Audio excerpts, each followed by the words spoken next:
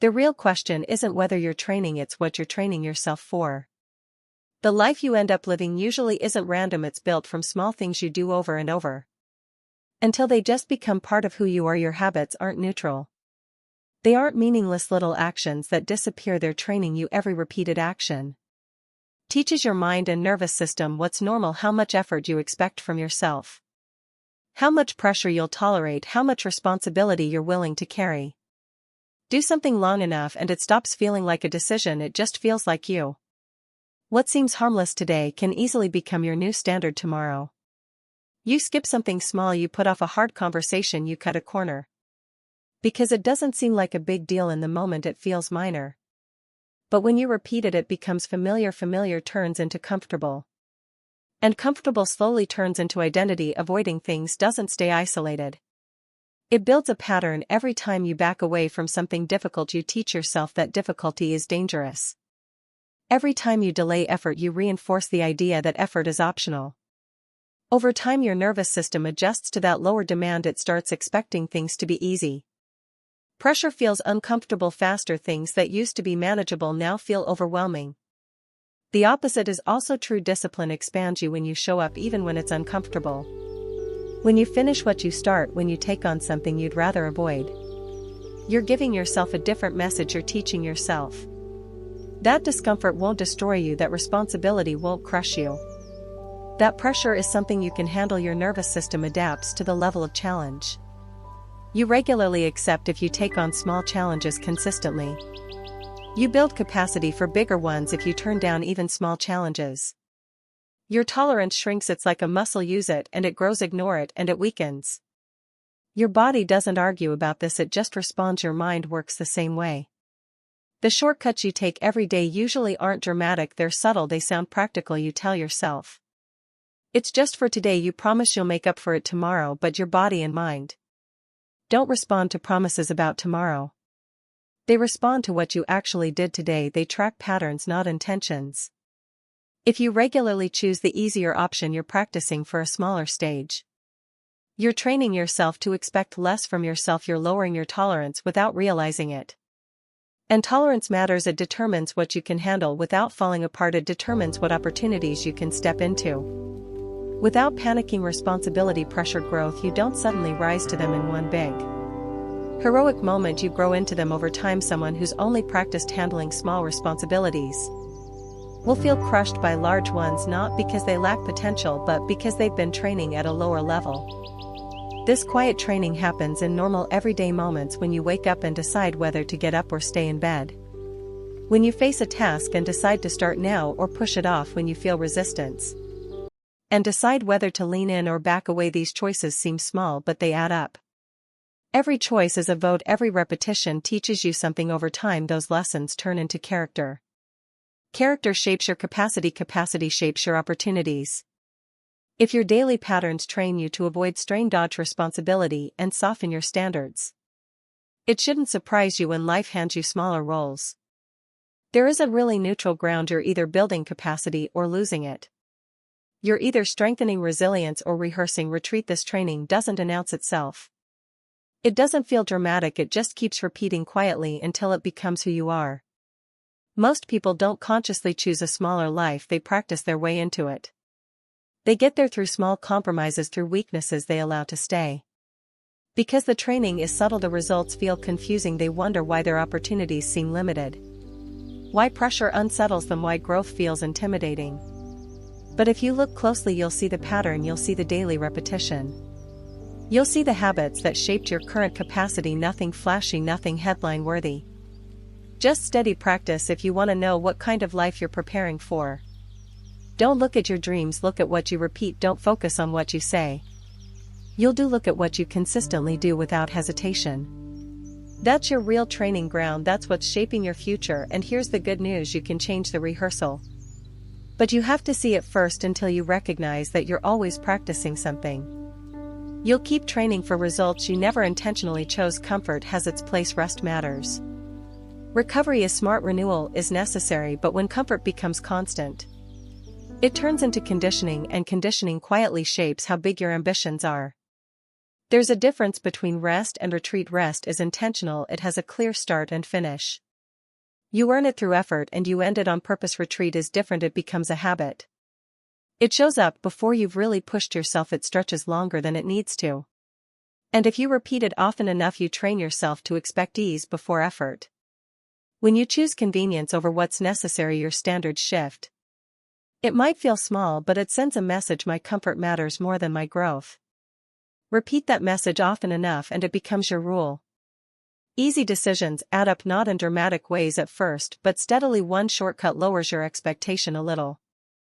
That lowered expectation becomes the new normal. Eventually, what once required discipline starts to feel excessive. Your standard drifts downward, not because you failed but because you preferred easier. Your mind is wired to conserve energy. It naturally looks for the path of least resistance. That's not evil, it's biology.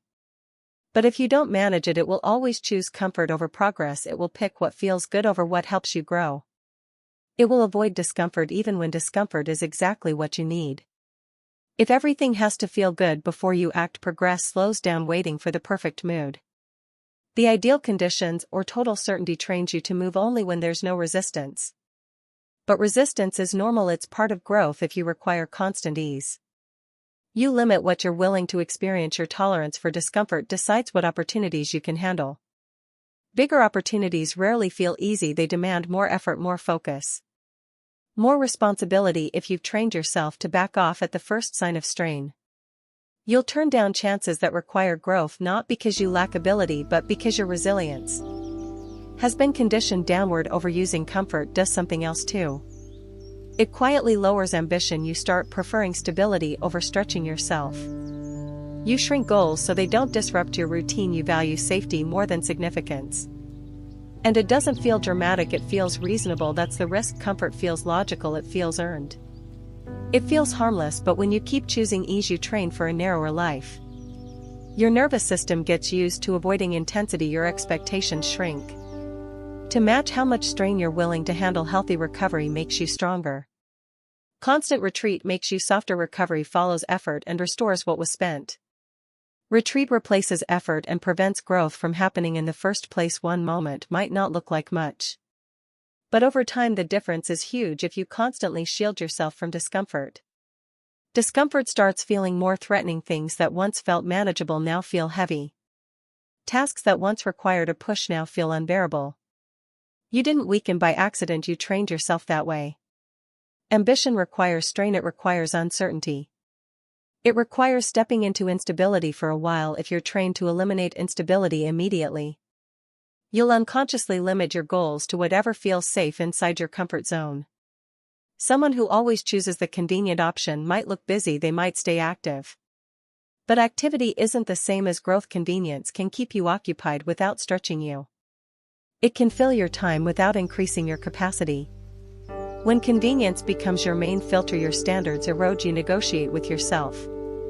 You justify partial effort. You accept results that once would have disappointed you. Not because you can't do more, but because you've trained yourself to expect less.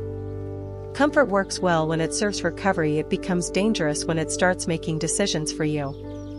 When it's serving you, it strengthens you. When it's leading you, it shrinks you. And shrinking doesn't usually announce itself as decline, it disguises itself as balance or practicality. This shift is gradual. You don't wake up one morning with smaller ambition, you ease into it. You trim down your goals. You remove the parts that demand sacrifice. You tell yourself you're just being realistic. But realism without courage often turns into quiet resignation. Look at your daily decisions. Do you choose what's necessary or what's pleasant? Do you handle the hard thing first, or push it aside for comfort? Do you stretch your limits or protect them? These aren't small choices. They're training sessions. You're either building resilience or practicing retreat. You're either expanding your tolerance for discomfort or lowering it, and that tolerance sets the size of the life you can carry. Your mind adjusts to what you repeatedly accept. If ease becomes the standard, difficulty feels intolerable. If strain becomes part of growth, you'll find you can carry more than you once thought possible. A smaller life often grows out of smaller conditioning. And that conditioning usually starts with one simple preference: choosing comfort when effort is required. Life doesn't only shrink because of comfort, it also shrinks when you avoid responsibility. The size of your world is tied to how much weight you're willing to carry when you take on more responsibility. Your influence grows when you avoid it, your authority shrinks. Responsibility changes how you see yourself the moment you say that's on me. Something shifts inside you, think differently, you act differently. Ownership forces growth because it removes your excuses. When the outcome depends on you, your capacity has to rise. Avoiding responsibility limits your impact. Every time you say that's not my problem, you step back from influence, you reduce your involvement, you narrow your reach. It might feel safer in the moment, but over time it weakens your sense of power. Influence grows when you engage. It shrinks when you withdraw. The more you avoid ownership, the more powerless you feel. That feeling doesn't start with some dramatic failure, it starts with small decisions to step aside.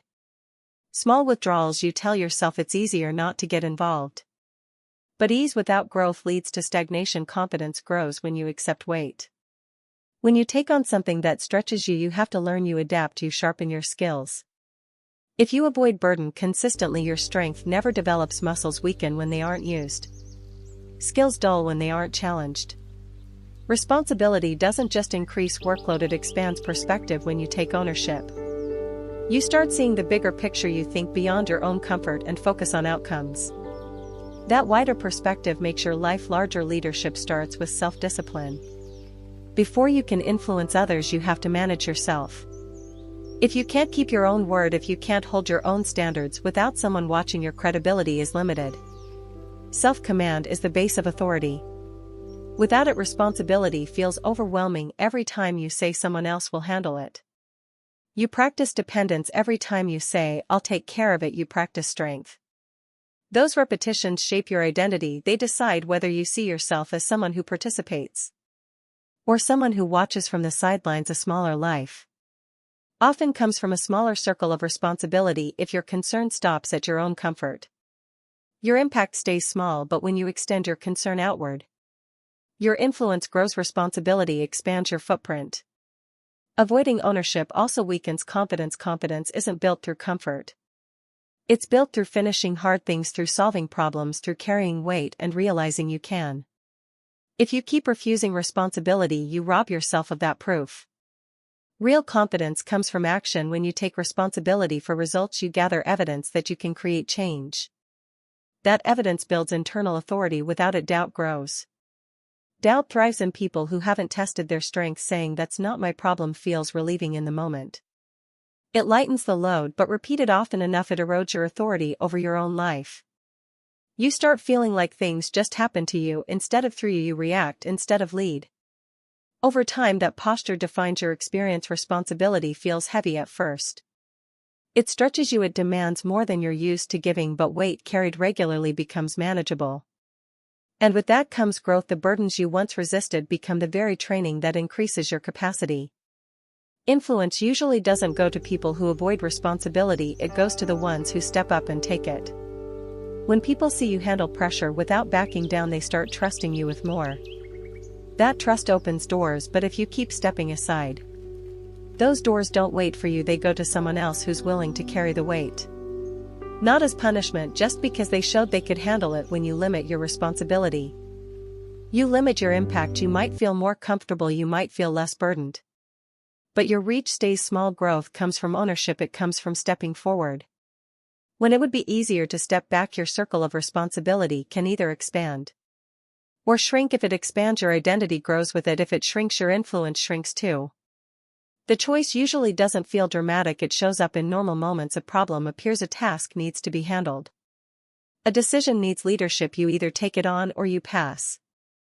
Over time, those small decisions build a pattern. That pattern shapes how people see you, what you're capable of, and what opportunities come your way. The person who keeps accepting ownership becomes someone who can handle bigger roles. The person who keeps declining it stays in smaller ones. The size of your life isn't determined only by outside circumstances, it's largely shaped by how much weight you're willing to carry. Take on more and you grow into it. Keep declining and you slowly shrink around what's left. Responsibility isn't just an obligation, it's expansion. It's the gateway to influence, confidence, and authority. If you train yourself to avoid it, you're training for a smaller life. If you train yourself to embrace it, you're preparing for something bigger than comfort could ever give you. Everyone lives within a personal tolerance level. There's a certain level of behavior you'll accept, a level of performance you'll allow, and a level of mediocrity you'll quietly live with. That level isn't fixed by your circumstances, it's set by what you repeatedly allow.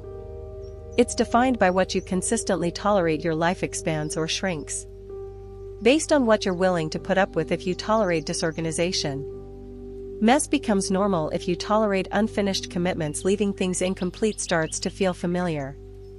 If you tolerate inconsistency, instability becomes expected. Tolerance isn't passive, it shapes you. When mediocrity becomes acceptable, excellence starts to feel extreme. If average is good enough, higher performance feels unnecessary. If lowered standards become routine, discipline feels excessive. Over time, what's extraordinary can seem unreasonable, simply because it stands out from what you've gotten used to. Standards don't usually collapse all at once. They drift. One small lapse turns into another. One exception becomes a pattern. You negotiate with yourself and tell yourself it's not a big deal, but repetition turns exceptions into the new normal. The first compromise usually needs justification, the second needs less, the third feels natural. Resistance fades each time. Eventually, what once required an explanation doesn't require one at all. Your threshold has shifted. Every time you debate holding your standard and then given, you weaken your future decisions. The voice of discipline gets quieter, the voice of convenience gets louder.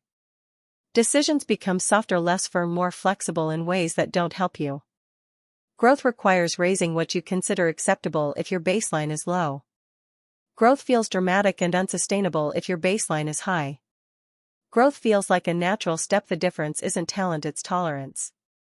It's what you refuse to live beneath. Many people think they're limited by opportunity. Often they're limited by what they're willing to endure. They tolerate scattered thinking. They tolerate delay. They tolerate excuses. Each tolerated weakness narrows what's possible. When you allow small lapses over and over, you lower your future ceiling. Your ceiling isn't set only by your dreams, it's set by the lowest standard you consistently accept. If you keep lowering the bar, your ceiling lowers with it. You can't live above what you regularly excuse. Think about daily negotiations with yourself. You plan to finish something, resistance shows up, you bargain. You scale the requirement down. In that moment you feel relief, but relief that costs you. Your standards isn't free, it trains you to expect flexibility where firmness is needed. Clear standards make decisions easier when the rule is firm and consistently upheld. There's no debate, you just act. But when standards are flexible, every action becomes a discussion. That constant debate drains energy and weakens resolve. Your tolerance level shapes your identity. If you see yourself as someone who allows exceptions, you'll behave that way. If you see yourself as someone who protects standards, your posture changes. Identity follows repetition, repetition follows tolerance. Excellence doesn't just happen, it's guarded, it requires attention. Without protection, standards slide toward comfort, and comfort left unchecked resets expectations. Lower expectations eventually define outcomes. Your baseline can rise or fall. It rises when you refuse to tolerate what weakens you. It falls when you repeatedly accept what diminishes you. The shift is subtle, it shows up in daily decisions, small allowances, quiet compromises. When you defend a standard once, you strengthen it. When you defend it repeatedly, you lock it in. That consistency becomes character, character becomes capacity. Capacity determines how high you can operate without strain. If mediocrity feels normal, excellence will feel harsh. If excellence feels normal, mediocrity will feel unacceptable. The direction depends on what you repeatedly allow. Raising your baseline isn't dramatic, it's deliberate. It means noticing small negotiations and choosing to end them. It means being firm where you used to bend. It means being clear where you used to rationalize. Your future ceiling is shaped by what you tolerate today. If you want a larger life, you have to tolerate less weakness, less inconsistency, less delay, less lowered effort. As you become less tolerant of weakness, you become more capable of strength. Life won't rise above what you consistently permit, it settles at the height of your standards. If you defend them, they lift you. If you relax them, they lower you. The threshold is yours to set, but once you repeat it long enough, it becomes the boundary of your life. If you've been training for a smaller life without realizing it, you can start training for a larger one on purpose. Conditioning works both ways. The same repetition that shrinks you can strengthen you. Training is always happening, the direction is your choice. Facing difficulty builds capacity when you intentionally step toward things that stretch you. Your range expands, the first time feels heavy, the second feels manageable. The third feels familiar, the challenge didn't shrink, you grew. Confidence doesn't come from comfort, it comes from finishing hard things. When you choose difficulty instead of avoiding it, you remove the element of surprise. You train yourself not to retreat at the first sign of resistance. Each completed challenge becomes proof that you're capable. Voluntary discipline changes how you see yourself. When you set structure without someone forcing you to, you prove something internally. You prove that your standards aren't based on your mood, you prove your commitments are solid. That proof builds over time and reshapes your identity. Expansion doesn't require a dramatic overhaul. It requires consistent stretching. A slightly higher standard held every day becomes a much higher standard over time. A slightly heavier burden accepted repeatedly becomes real strength. Small increases repeated often create major change. If you want a larger life, you have to practice at that level now. You can't rehearse small and expect to perform big. The stage you prepare for is the stage you'll recognize when opportunity shows. If your daily life includes resilience, discipline and ownership, bigger roles won't intimidate you. Start with awareness. Notice where you've been retreating, notice where you've been lowering standards. Don't beat yourself up for it, just see it clearly. Once you see it, you can change it. Then add controlled difficulty. Pick tasks that stretch you just beyond comfort. Finish them fully. Raise the standard slightly. Repeat. The goal isn't burnout, it's growth. Each completed effort raises what feels normal. Use rest intentionally. Rest after effort, not instead of it. Let recovery restore you so you can return to higher demands. That way comfort supports growth instead of replacing it. It becomes a tool, not an escape. Strengthen self-control. Decide ahead of time what you'll accept and what you won't. Reduce internal debates. Replace negotiation with action. Clear rules make action faster. Faster action builds confidence. Confidence makes you more willing to accept responsibility. Slowly widen your circle of responsibility. Take on tasks that require leadership. Accept ownership where you used to decline it. Carry weight consistently. As you do, you'll realize you're capable of more than you thought. That realization reignites ambition. Protect your standards carefully. Don't allow small declines. Honor small commitments. Being consistent in small areas prepares you for bigger ones. Integrity in minor things build strength for major challenges. Growth adds up. Expect discomfort. It's not a sign you're off track, it's a sign you're growing. When strain shows up, remember it's part of training. Your nervous system adjusts, your mind adapts. What feels heavy today becomes manageable through repetition. A larger life isn't handed to you. It's built, it's practiced daily long before it's visible. If you practice courage, you become courageous. If you practice discipline, you become disciplined. Identity follows action. You're not stuck with yesterday's training. You can change the pattern, you can shift the conditioning. You can raise your threshold, but it takes intention, it takes consistency. It takes a willingness to handle short-term discomfort for long-term growth. Capacity grows quietly. You might not notice it day to day, but later you'll realize you're handling things that once overwhelmed you. That's deliberate training at work. That's expansion in action. If you want a broader, stronger, more influential life, start training for it now. Raise your tolerance for responsibility. Raise your standard for effort. Raise your willingness to face difficulty. Practice at the level you want to live at. You're always rehearsing something, you're always conditioning yourself. The only question is whether that conditioning is shrinking you or strengthening you. Choose growth, train resilience, practice higher standards.